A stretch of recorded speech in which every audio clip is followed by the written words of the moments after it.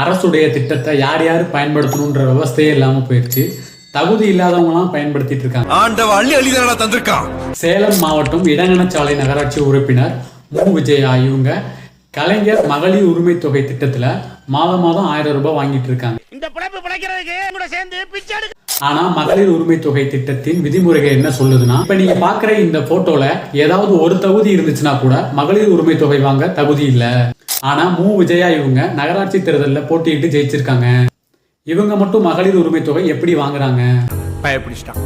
எல்லாம் டெக்னாலஜி. இதை அப்ரூவ் பண்ண அதிகாரி அப்போ என்ன பண்ணிட்டு இருந்திருப்பாரு?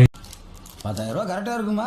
சரியா இருக்கும் சார். அப்படியா இருந்தாலும் என்னைக்கு தகுதி இருந்தும் இங்க பல பேர் மகளிர் உரிமை தொகை வாங்காம இருக்காங்க. அத பாருங்க ஆபீசர். ஒரு வாய்ப்பு தப்பு நீ அசரண்டா Indian penal code will speak. இது போல மேலும் பல தகவல்களுக்கு நம்ம சேனலை சப்ஸ்கிரைப் பண்ணிக்கோங்க. இந்த அழுக்குலயே ஊறி போனதோ இவங்கள மாதிரி